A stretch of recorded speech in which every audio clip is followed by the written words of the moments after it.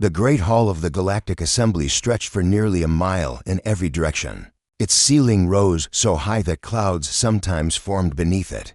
12,000 delegates from across known space filled its seats. Their voices created a constant hum that echoed off the ancient stone walls. Ambassador Kethra of the Varani stood at the central platform. Her blue scales caught the light as she raised her forearms for silence. The noise slowly died down. "Fellow delegates," she said, "I bring news from the Outer Rim. The Dravik swarm has consumed 17 systems in the past 30 days. A wave of fear passed through the assembly. The Dravik were not like other threats. They were not an empire seeking territory. They were not raiders looking for resources. The Dravik were machines that ate everything: planets, moons, stars. They consumed matter and used it to build more of themselves. They had no leaders to negotiate with. They had no desires to satisfy.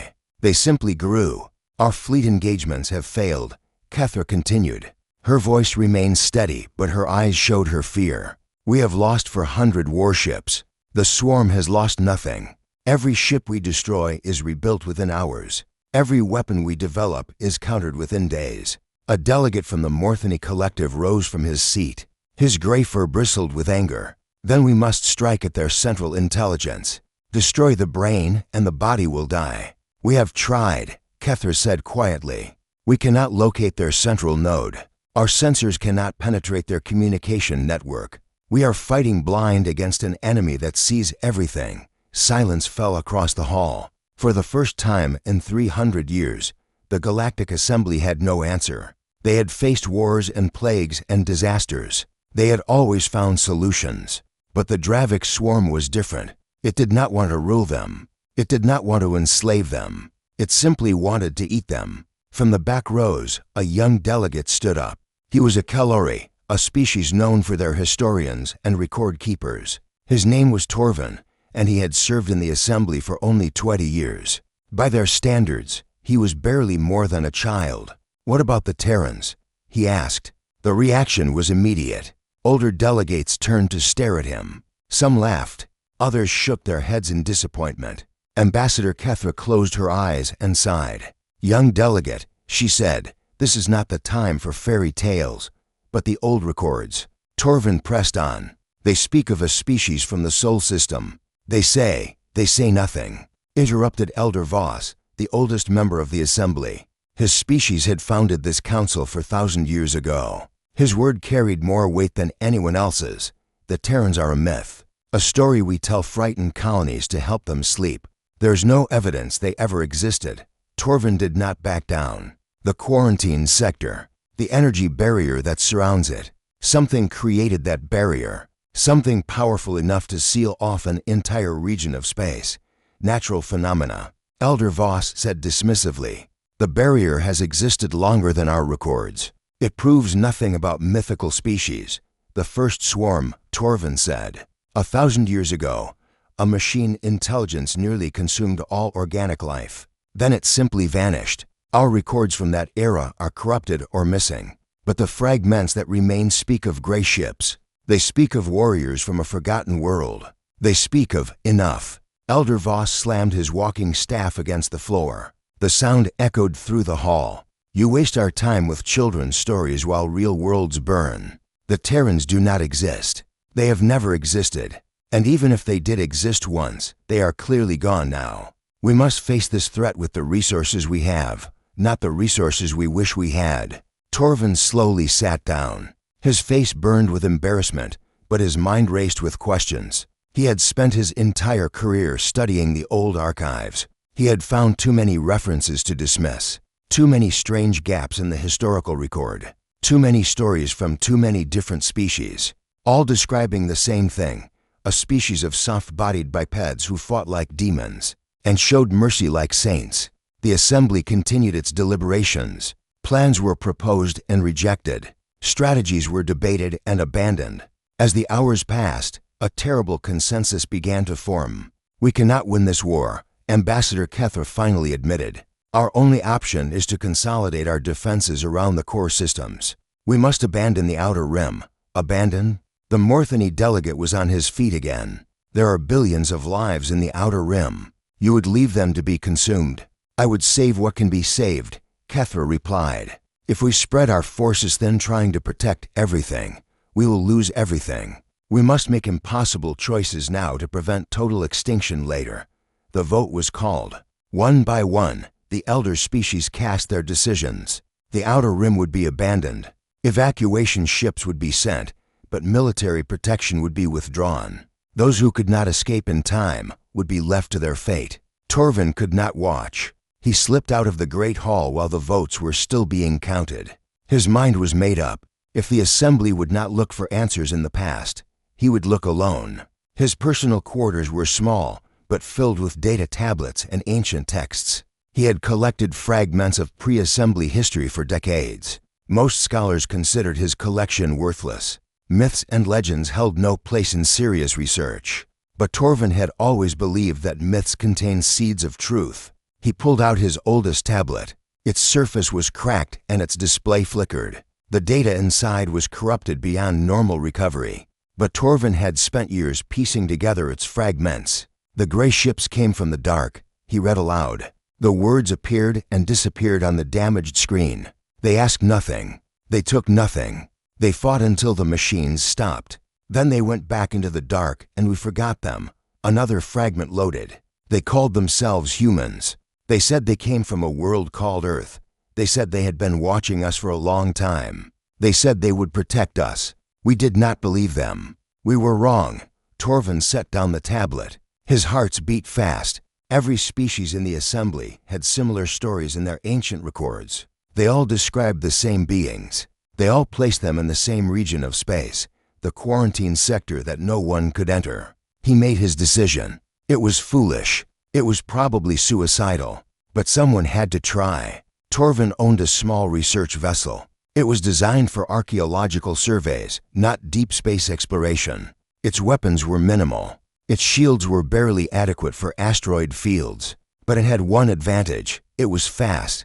He could reach the quarantine barrier in 3 days if he pushed the engines hard. He left that night without telling anyone. The assembly would try to stop him if they knew.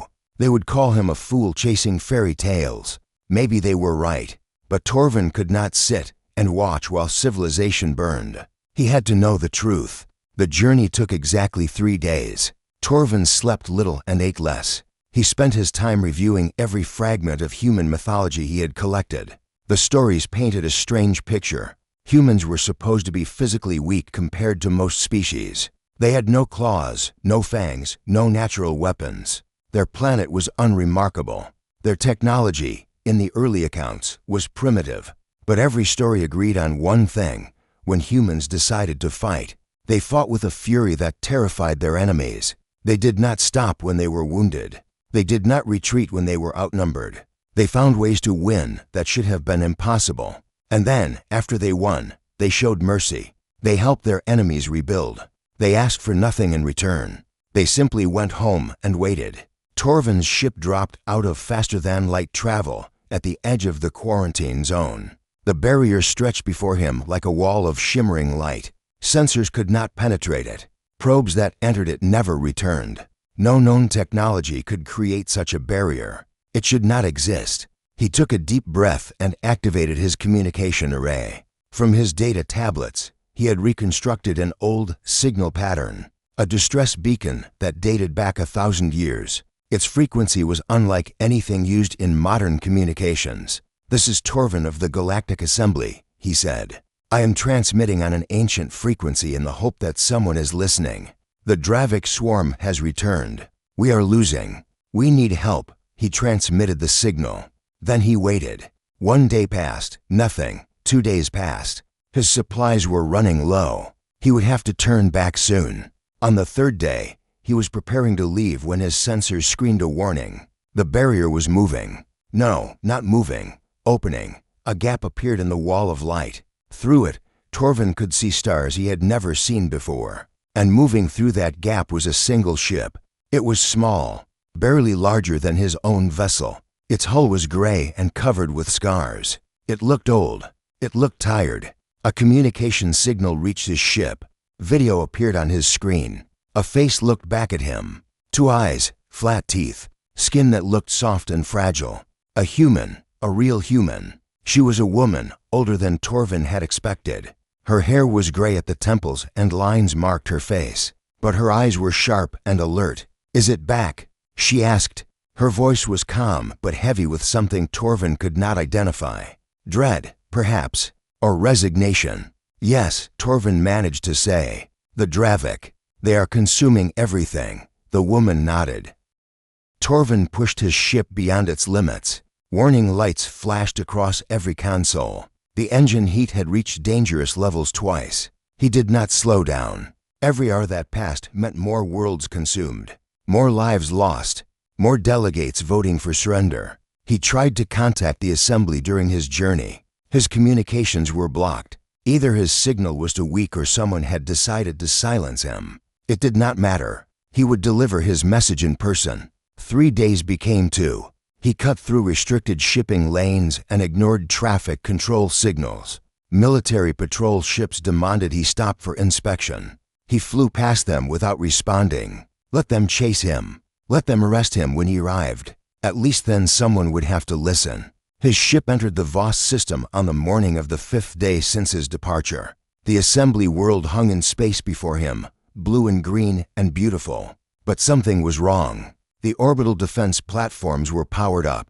Warships filled the space around the planet, and in the distance, a dark cloud was moving closer. The Dravik had reached the core systems faster than anyone predicted. "Unidentified vessel, you are entering a restricted zone. State your identity and purpose." Torvin opened his communication channel. "This is Delegate Torvin of the Kellori. I have urgent information for the assembly. Life or death information. Clear me for immediate landing." A pause. "Then, Delegate Torvin, you are listed as missing. You have violated 17 interstellar travel codes. Security forces will meet you upon landing." "Fine, just let me land." His ship descended through the atmosphere. Below him, the great city that surrounded the assembly hall was in chaos. Evacuation ships filled the air. Crowds packed the streets. The people had seen the Dravik cloud approaching. They knew what was coming. Torvin landed at the assembly port. Security officers surrounded his ship before he even opened the hatch. They grabbed him roughly and scanned him for weapons. "You need to take me to the assembly chamber," Torvin said. "I have information that will change everything. The assembly is in emergency session." The lead officer said, "They are voting on terms of surrender. No one is allowed to enter." "Surrender?" Torvin pulled against the officers holding him. "They cannot surrender. I have seen the humans. They are real. They are coming to help us." The officers exchanged glances. One of them tapped the side of his head, the universal gesture for insanity. "The humans are a myth," the lead officer said slowly, as if explaining something to a child. "You have clearly been under great stress. We will take you to medical facilities where I spoke to them." Torvin shouted, "A human admiral. Her name is Chen. She told me they are coming. She told us to hold our positions and not surrender." The officers did not believe him. Why would they? He would not have believed himself a week ago.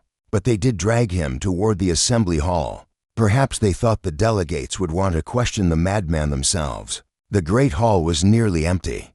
Most delegates had fled when the Dravik reached the system. Only the elder species remained, the ones who had founded this council and felt duty-bound to see it through to the end. Elder Voss sat at the center, looking older and more tired than Torvin had ever seen him. Ambassador Kethra was speaking when the officers brought Torvin in. Her voice was heavy with defeat. "The Dravik have offered terms," she said. "They will spare the core worlds if we agree to dismantle our military and provide them with organic matter from uninhabited systems. It is not a good offer, but it may be our only chance for survival." "You cannot accept those terms," Torvin called out. The officers tried to silence him, but he kept shouting. "The Dravik do not negotiate in good faith. They will consume everything eventually. You are only buying time." Elder Voss looked at him with empty eyes. "Time is all we have left, young one.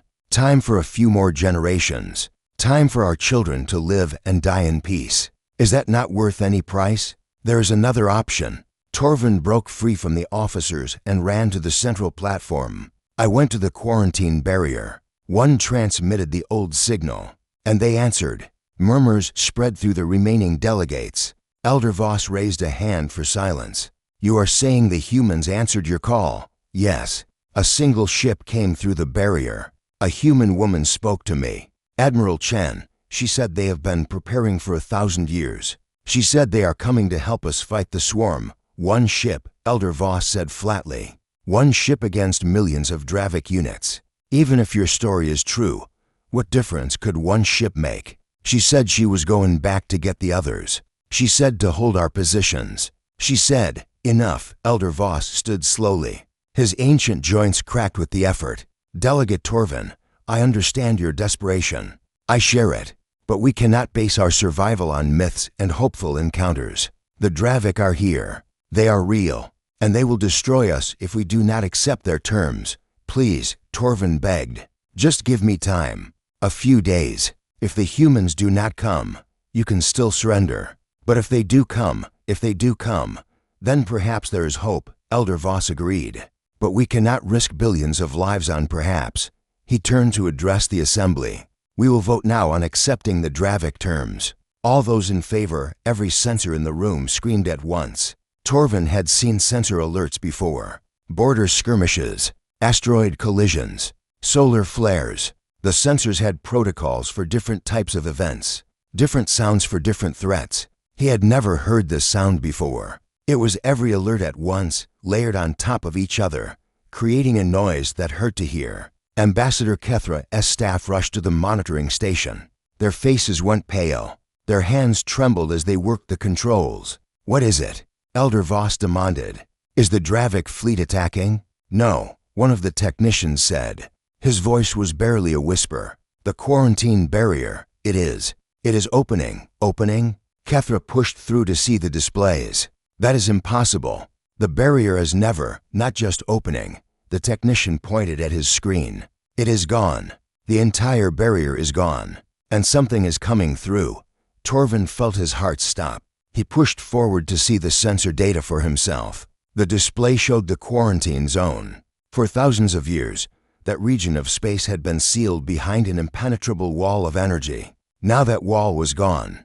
In its place was open space. And moving through that open space was a fleet. Not a fleet, an armada. Ships poured through the gap where the barrier had been. Thousands of them. Tens of thousands. They were gray and angular, covered with scars and old repairs. They looked like ships that had been fighting forever. Ships that had been patched and rebuilt and sent back into battle again and again across centuries. How many? Elder Voss asked. His voice had lost its certainty. We cannot count them, the technician said. The sensors are overwhelmed. Hundreds of thousands at least. Maybe more. A communication signal cut through every channel in the system. It broadcast on frequencies that had not been used in 1,000 years. It spoke in a language that the translation systems barely recognized. This is Admiral Chen of the Terran Defensive Compact. We apologize for our long absence. We have been preparing for this day since the last time the swarm appeared. Please clear the following coordinates and withdraw your civilian vessels to safe distance. We will handle this. The signal included a set of coordinates. Torvin recognized them. They were directly in the path of the approaching Dravik cloud. They are positioning themselves between us and the swarm, Kethra said. She sounded like she could not believe her own words. They are going to fight. There are too many Dravik, Elder Voss said. But his voice had changed. There was something new in it. Something that might have been hope. Even with hundreds of thousands of ships, they cannot possibly. You do not understand.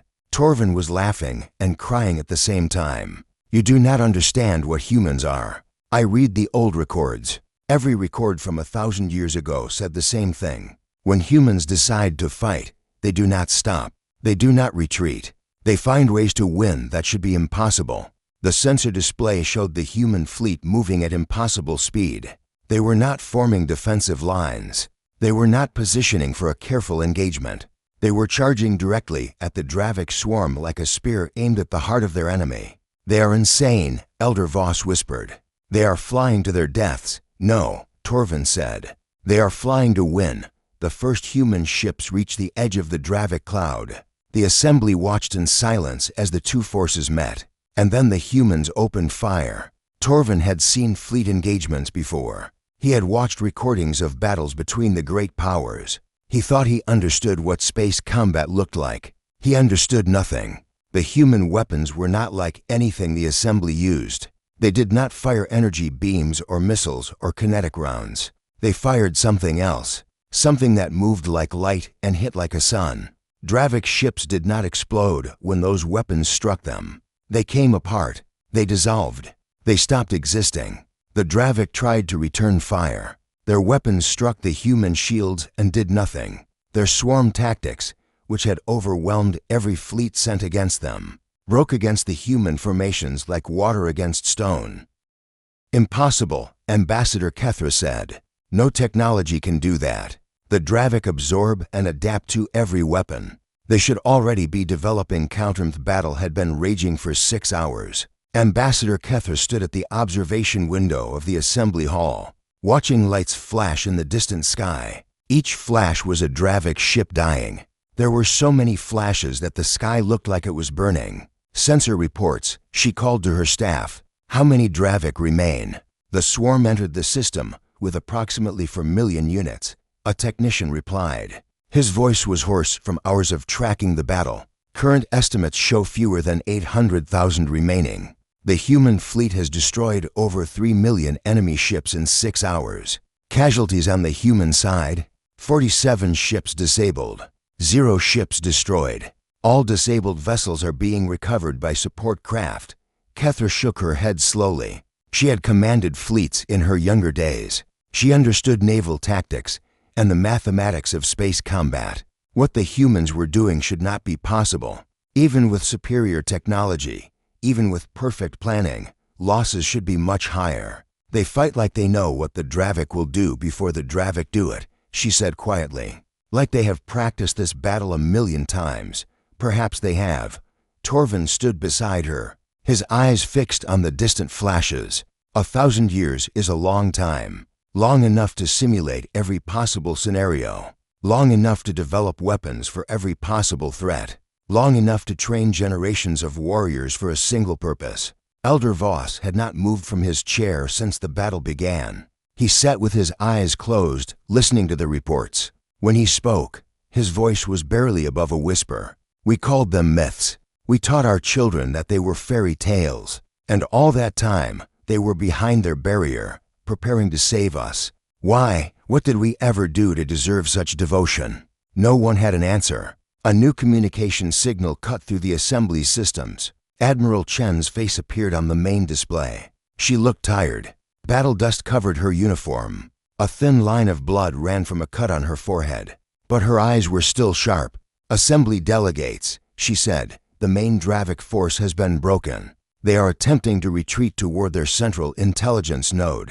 We will pursue and destroy. However, several Dravik scout groups broke through our lines during the initial engagement. They are heading toward your civilian evacuation routes. We do not have ships to spare for protection. Kethra stepped forward. How many scout groups? What are their numbers? 12 groups. Approximately 2,000 ships each. Small by Dravik standards, but enough to cause significant civilian casualties. Kethra turned to her military advisors. Can we intercept them? Our remaining fleet is less than 1,000 ships, an admiral said grimly. We would be outnumbered 20 to 1 at each engagement. We cannot protect all 12 evacuation routes. Then we protect what we can. Kethra straightened her shoulders. Deploy our ships to the most populated evacuation corridors. We will buy time for as many civilians as possible to escape. Admiral Chen nodded on the display. Your courage is noted, Ambassador. If we finish the central node quickly, we will send support. But I cannot promise it will be in time. The signal ended. Kethra began issuing orders to her fleet. Ships that had been hiding behind planetary defenses moved to intercept the scout groups. Everyone knew they were flying to their deaths, but they flew anyway. Torvin watched the deployment on the sensor display. 12 evacuation corridors, 12 Dravik scout groups. The assembly fleet could only cover for routes. The other 8 would be unprotected. Millions of civilians were on those routes. There must be something we can do, he said. Some weapon we have not tried. Some strategy we have not considered. Elder Voss opened his eyes. "There is nothing, young one. We have given everything we have. The rest is in the hands of fate and the humans." The first engagement reports came in within the hour. The Assembly warship Vigilance had intercepted a Dravik scout group near the third evacuation corridor. The battle lasted 12 minutes. The Vigilance and its escort of 30 smaller vessels were destroyed. They took 400 Dravik ships with them. The civilians on that corridor escaped. More reports followed. The battlecruiser Eternal Dawn held a narrow passage for 20 minutes, allowing 3 colony ships to jump to safety before being overwhelmed. The frigate squadron Honor Guard sacrificed themselves to destroy a Dravik command vessel, causing confusion that let a refugee convoy slip past. Every victory cost lives. Every hour of safety was bought with blood. But on the unprotected corridors, the Dravik were moving unopposed. Colony ships were caught. Refugee vessels were consumed. Distress signals filled the communication channels, crying for help that could not come. Torvin listened to those signals and felt something break inside him. He had brought hope to the Assembly. He had told them the humans would save them. But the humans could not be everywhere. They could not save everyone. A small hand touched his arm. He looked down to see a Kalori child standing beside him. She must have been part of an evacuation group that sheltered in the assembly hall. Her eyes were wide with fear. "Are the monsters coming?" she asked. Torvin knelt down to meet her gaze. "The monsters are being destroyed. The humans are fighting them. My grandmother told me about the humans. She said they would come if things got bad enough." I did not believe her. Neither did I. Torvin tried to smile. But she was right. Will they save everyone? Torvin could not lie to her. They will save as many as they can. Sometimes that is all anyone can do. The child nodded solemnly. She seemed to understand in a way that the adults did not. Children often did. A new alarm sounded. The sensor technicians scrambled at their stations. "What is it now?" Elder Voss demanded. "The 7th evacuation corridor," a technician reported. "The Dravik scout group is closing on a convoy of 12 colony ships, over to 100,000 civilians. They will be intercepted in approximately 15 minutes. Can we divert any ships?" "Negative. All available vessels are engaged. The closest reinforcements are an hour away." Kethra closed her eyes. 200,000 lives, families, children, gone in 15 minutes, and there was nothing anyone could do about it. "Wait," a technician's voice rose with confusion. "New contacts appearing at the 7th corridor. Unknown configuration. They are human ships. Human ships." Kethra rushed to the display. Admiral Chen said they had no ships to spare.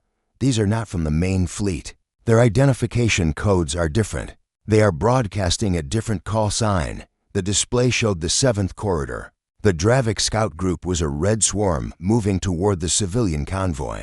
And emerging from nowhere, appearing out of the darkness between stars, were 3 gray ships. Only 3. Against 2,000.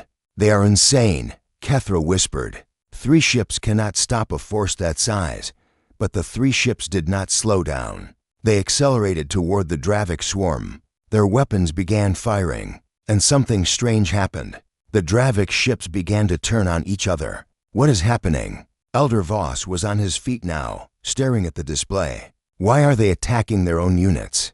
"The human ships are broadcasting something," a technician said. "Some kind of signal. It is disrupting the Dravik network. The individual units are losing coordination. They cannot distinguish between friend and enemy." The 3 human ships cut through the confused Dravik swarm like knives through water. They destroyed hundreds of enemies with their weapons. But more enemies destroyed themselves, firing blindly at anything that moved. Within 10 minutes, the 2,000 Dravik ships had been reduced to less than 100. The surviving Dravik fled. The 3 human ships did not pursue. They took up positions around the civilian convoy, forming a protective shield. A communication signal came through. The voice was young and tired and human. "This is Captain Torres of the Terran Volunteer Corps. Convoy 7, you are safe. Please proceed to your designated jump point. We will escort you." The convoy began moving again. The refugees who had been preparing to die were going to live. Ambassador Kethra opened a channel to the 3 ships. Captain Torres, this is Ambassador Kethra of the Galactic Assembly. We are grateful for your intervention. But Admiral Chen said the main fleet had no ships to spare. Where did you come from? A pause. Then, the main fleet is military. We are volunteers. Volunteers? When word spread that the barrier was opening, every human with a ship and the will to fight came forward.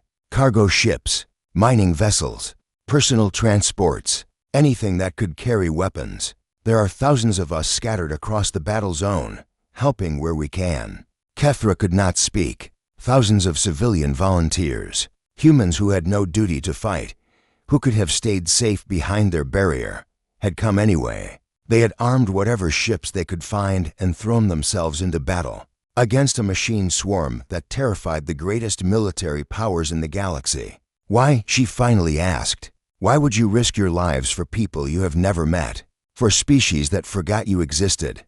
Captain Torres was quiet for a moment. When he spoke again, his voice was soft. Because we remember, even if you do not. 1,000 years ago, your ancestors fought beside our ancestors against the first. The Dravik Central Intelligence was a moon, not a space station shaped like a moon. An actual moon, hollowed out and filled with the processing cores that controlled the entire swarm. It orbited a dead star in a system that had been consumed centuries ago. Nothing living remained there except the machines. Admiral Chen stood on the bridge of the Terran flagship Resolution. Around her, officers worked at stations that had been manned by human crews for 40 generations. The Resolution was old. Its hull had been replaced 17 times. Its engines had been rebuilt from nothing twice. But its name had never changed. It had carried that name since the First Swarm War. And it would carry that name until the last human ship fell silent. Fleet status, Chen called out. All attack groups in position, her tactical officer reported. 120,000 combat vessels, 40,000 support craft, all weapons charged and ready.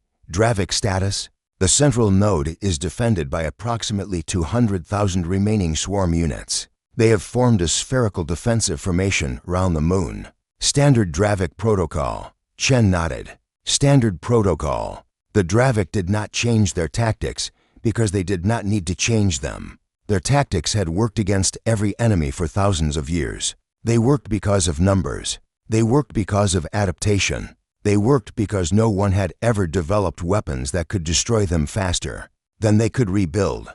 Until now. All channels open, Chen ordered. Broadcast to the swarm. A communication technician nodded. Channel open, Admiral. They are receiving. Chen spoke clearly into the pickup. She knew the Dravik would not understand her words in any meaningful way. They did not have emotions to appeal to or leaders to negotiate with. But she spoke anyway. Some rituals mattered even when no one was listening. This is Admiral Chen of the Terran Defensive Compact. 1,000 years ago, your kind emerged from the darkness between galaxies and began consuming everything in your path. You killed trillions. You destroyed civilizations. You nearly ended all organic life in this region of space. Our ancestors stopped you then. We sealed you away. We hoped you would die in the darkness. You did not. You came back. And now we will finish what our ancestors started. There will be no containment this time. There will be no barrier. There will only be an ending. She cut the transmission. All fleet elements, begin attack run. Standard extinction protocol. The human fleet moved as one. 120,000 ships surged forward in formations that had been practiced for centuries. They hit the Dravik defensive sphere like a hammer striking glass. The battle that followed was the largest in recorded galactic history. It was also the shortest. Human weapons tore through Dravik shields that had stopped every attack the assembly could launch. Human ships absorbed fire that should have destroyed them and kept fighting. When ships were damaged, they fell back and let others take their place. When crews were injured, medical ships pulled them out and sent fresh crews to continue the fight. The Dravik tried every tactic in their memory banks. They swarmed. They scattered. They concentrated fire. They attempted to ram. Nothing worked. The humans had an answer for everything. They had studied the Dravik for 1,000 years. They knew every pattern, every weakness, every flaw in the machine logic. Within 3 hours, The defensive sphere had collapsed. The human fleet surrounded the moon-sized Central Intelligence. Its surface was covered with weapons platforms and defensive installations, all firing continuously. It did not matter. The human ships moved through that fire like ghosts, untouchable. "Admiral," the tactical officer's voice was tense. "We are detecting unusual energy readings from the central node. Something is building inside it." Chen studied the sensor data. The readings were familiar. Too familiar. "It is trying to reproduce," she said. "The core is attempting to spawn new units. If it completes the cycle, we will face another wave. Time to completion? Unknown. Could be minutes, could be hours." Chen made her decision instantly. "All capital ships, target the following coordinates. Maximum firepower. Do not stop until nothing remains." The coordinates she designated were deep inside the moon. They marked the location of the primary processing cores, the brain of the machine god. 15,000 capital ships aligned their weapons. The combined firepower of a civilization that had spent 10 centuries preparing for war. Focused on a single point, they fired. The beams that struck the moon were not light or energy in any conventional sense. They were something humans had developed specifically for this moment.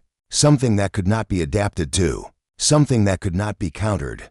The beams struck the processing cores and did not destroy them. They unmade them. They erased them from existence at a level below atoms, below particles, below anything the Dravik could rebuild from. The moon cracked. Light poured from the fissures. The light was not fire or explosion. It was the glow of matter being deleted from reality. Across the galaxy, Dravik units stopped moving. The signal that coordinated them was gone. The intelligence that controlled them was gone. They became nothing more than dead metal floating in space. The moon shattered. Fragments scattered in all directions, tumbling away from where a world-eating machine god had existed moments before. Some fragments struck human ships. The shields held. Nothing the Dravik had built could hurt them now. "Confirm kill," Chen ordered. Her sensors officer took several minutes to complete his scans. When he looked up, his face was pale with relief. "Confirmed, Admiral. No processing activity detected. No communication signals. No power signatures. The Central Intelligence is destroyed. The Dravik swarm is dead." Silence fell over the bridge. Chen closed her eyes. She thought about all the generations that had lived and died behind the barrier, preparing for this moment. She thought about her grandmother, who had commanded this same ship 50 years ago. She thought about her great-great-grandfather, who had helped design the weapons that had just won this battle. "Send a message to the assembly," she said finally. "Tell them it is over. The swarm has been destroyed. The galaxy is safe." The message reached the assembly hall 17 minutes later. Torvin was still standing at the observation window when the words came through. He heard the announcement. He watched the remaining Dravik ships in the Voss system go dark, their connection to the hive mind severed forever. He did not cheer. He did not celebrate. He simply stood and watched and tried to understand what had just happened. 1,000 years of fear was over. A threat that had haunted every species in the galaxy was gone, and it had been ended by beings that most people had believed were fairy tales. Elder Voss rose from his chair and walked to stand beside Torvin. His old joints creaked with every step. He looked out at the sky where the lights had finally stopped flashing. "I have lived for 400 years," he said softly. "I have seen empires rise and fall. I have witnessed wars and plagues and wonders beyond counting. But I have never seen anything like this. What do we do now?" Torvin asked. "We wait, we rebuild, and we prepare to welcome our saviors." Reports came in over the following hours. The human fleet was securing the former Dravik territories. Volunteer ships were helping with search and rescue operations. Medical vessels were treating the wounded from both the human forces and the assembly fleets that had fought beside them. The casualty reports were released slowly. The main human military had lost 412 ships and 6,700 personnel. The volunteer corps had lost over 2,000 ships and nearly 30,000 people. Civilians who had armed cargo vessels and flown into battle against machines that terrified professional soldiers. The assembly forces had lost much more. Over 3,000 ships, nearly 200,000 crew members. But those losses were a fraction of what they would have been without human intervention. The analysts calculated that 97% of civilian evacuees had reached safety. Without the humans, that number would have been close to zero. Ambassador Kethra reviewed the reports with growing amazement. They did not just win, she said. They protected us while they won. They sent volunteers to guard our evacuation corridors. When they could have focused entirely on the swarm, they sacrificed their own people to save ours. That is what the old stories say, Torvin replied. Humans do not fight for conquest. They fight to protect. It is written into their nature. But why? Why would any species sacrifice so much for strangers? Torvin thought about the question. He had read so many fragments of human history, so many stories of their wars and their heroes and their endless struggle to survive on a dangerous world.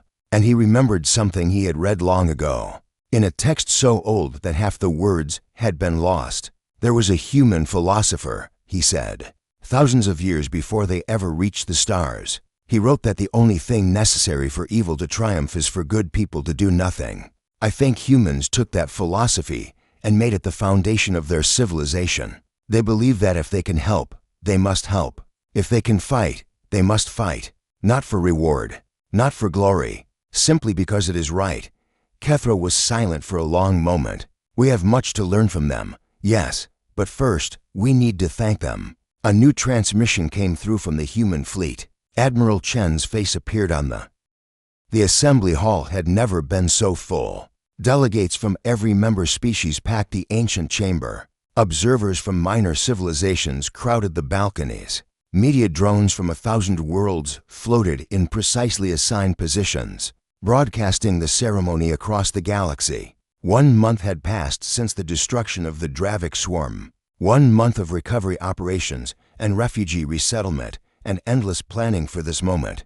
The galaxy had been saved. Now it was time to thank the saviors. Torvin stood at the edge of the central platform, wearing his finest ceremonial robes. Elder Voss had insisted that he be part of the welcoming party. After all, he was the one who had found the humans. He was the one who had believed when everyone else had laughed. Ambassador Kethra approached him before the ceremony began. Her blue scales gleamed under the ceremonial lights. "Are you nervous?" she asked. Terrified, Torvin admitted. "What if we say the wrong thing? What if we offend them somehow?" Kethra smiled. "I have spoken with Admiral Chen several times since the battle. The humans are not easily offended. She paused, searching for the right word. They are warm, kind. They make jokes and ask about our families and seem genuinely interested in our cultures. They are nothing like the terrible warriors from the old legends. Maybe the legends got it wrong. Or maybe they can be both. Terrible warriors and kind friends. Perhaps that is what makes them human." A signal chimed. The great doors of the assembly hall swung open. Admiral Chen entered first. She walked with the careful step of someone who had spent most of her life in space, still adjusting to the feel of solid ground beneath her feet. Behind her came a small delegation of human officers and diplomats. They wore simple gray uniforms without decoration or medals. They looked tired and slightly uncomfortable with the attention. The assembly rose to their feet. 12,000 delegates standing in honor of fewer than 50 visitors. The sound of their movement echoed through the vast hall like thunder. Chen stopped at the edge of the central platform. Her eyes moved across the crowd, taking in the faces of species she had spent her life protecting, but had never met. She looked uncertain for a moment, like someone who had dreamed of a place for years and was suddenly standing in it. Elder Voss stepped forward. He moved slowly, his ancient body protesting every step, but his voice was clear and strong. "Admiral Chen, delegates of the Terran Defensive Compact, on behalf of the Galactic Assembly and every living being in known space, I welcome you. You have waited 1,000 years for this moment. We have forgotten you for 1,000 years, but today we remember, and we will never forget again." He bowed. It was the deepest bow of his species, reserved for moments of supreme respect. One by one, every delegate in the hall followed his example.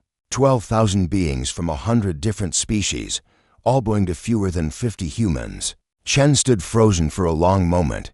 Her eyes were wet. She blinked rapidly and cleared her throat. Elder Voss, members of the assembly, we did not come here for honors. We came because you needed help. That is all we have ever done. That is all we have ever wanted to do." She paused, collecting herself. 1,000 years ago, the first swarm nearly destroyed everything. Our ancestors fought beside yours. They bled together. They died together. When the war ended, your people helped our wounded and shared resources with our depleted colonies. You showed us kindness when we had nothing left. We have never forgotten that kindness. We built our entire civilization around the promise that we would repay it someday. But we forgot.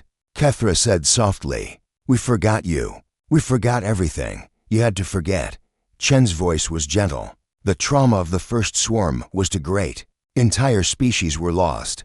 Worlds were consumed.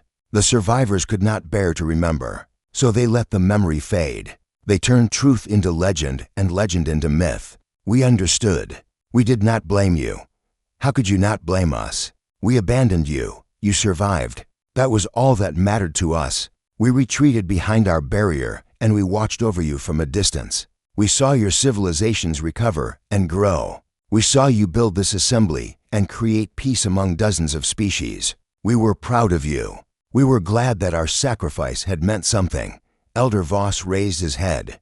Tears streamed down his ancient face. You protected us even while we forgot you. You prepared for a war that everyone believed was over. Why? What made you so certain the swarm would return?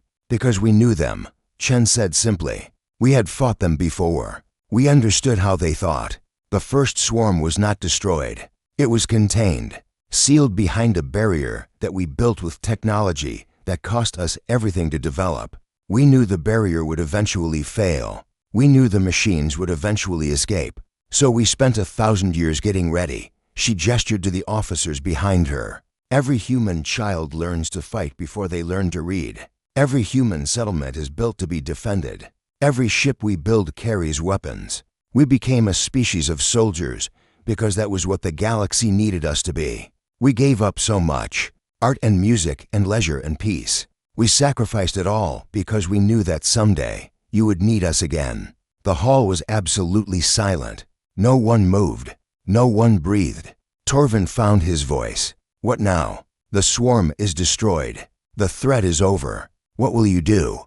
Chen smiled. It was a small smile, tired and uncertain, and hopeful all at once. We do not know. We have spent so long preparing for war that we have forgotten how to live in peace. Our children dream of battles. Our poets write of sacrifice. Our greatest honor is to die protecting others. We do not know what we are supposed to be when there is nothing left to protect. Then let us help you learn. Ambassador Kethra stepped forward. You saved us. Now let us save you. Let us teach you how to rest. Let us show you the beauty you have missed while standing watch in the darkness. Let us repay our debt not with tribute or territory, but with friendship and peace. You owe us nothing. We owe you everything. And we want to give it. Not because we have to, because we want to, because that is what friends do. Chen looked at her delegation. Some of them were crying openly. Others stood rigid, trying to maintain military composure. All of them looked like people who had been carrying a heavy weight for a very long time, and were finally being offered a chance to set it down. We would like that, Chen said finally. We would like that very much. Elder Voss raised his staff. Then let it be recorded. From this day forward, the Terran Defensive Compact is a full member of the Galactic Assembly. Your voice will be heard in our councils. Your people will be welcome on our worlds. Your children will learn beside our children. And your story will be taught in every school and sung in every song. Until the stars themselves grow cold. Applause erupted through the hall. It was not the polite applause of diplomatic functions. It was the raw, overwhelming sound of genuine emotion. Delegates who had never agreed on anything were cheering together. Species that had been enemies for centuries were embracing. The sound grew and grew until it shook the ancient walls. Torvin found himself standing next to Admiral Chen. She was looking out at the crowd with an expression of wonder. Is this what you imagined? He asked. When you spent all those years preparing? No, she said. I imagined victory. I imagined the end of the threat. I never imagined this. I never imagined being welcomed home. This is your home now. It always was. You just had to remind us." Chen turned to look at him. Her eyes were still wet, but she was smiling. "You believed," she said. "When everyone else laughed, you believed. You came to the barrier. You sent the signal. Why?" Torvin thought about the question. He remembered all the years he had spent studying fragments of ancient texts, all the times his colleagues had mocked his obsession with myths and legends, all the moments of doubt when he had wondered if he was wasting his life on fairy tales. Because the stories were too consistent, he said. Too many species had the same legend. Too many ancient texts described the same beings. And because he hesitated, because I wanted the stories to be true. I wanted to believe that somewhere out there, someone was watching over us. Someone was keeping us safe. I wanted the universe to be a place where that kind of love existed. And now you know it does. Now I know it does. The ceremony continued for hours. Speeches were given. Treaties were signed. Cultural exchanges were planned. But the moment that people remembered most came near the end, when a young Kalori child somehow slipped past security and approached Admiral Chen. It was the same child who had spoken to Torvin during the battle. Her eyes were wide with curiosity rather than fear. "Are you really a human?" she asked. Chen knelt down to meet her gaze. "I am. My grandmother said humans would come if things got bad enough. She said you would protect us. We did our best. Thank you." The child reached out and hugged the Admiral. Chen froze for a moment, surprised. Then she wrapped her arms around the child and held her gently. "You are welcome," Chen whispered. "You are all welcome."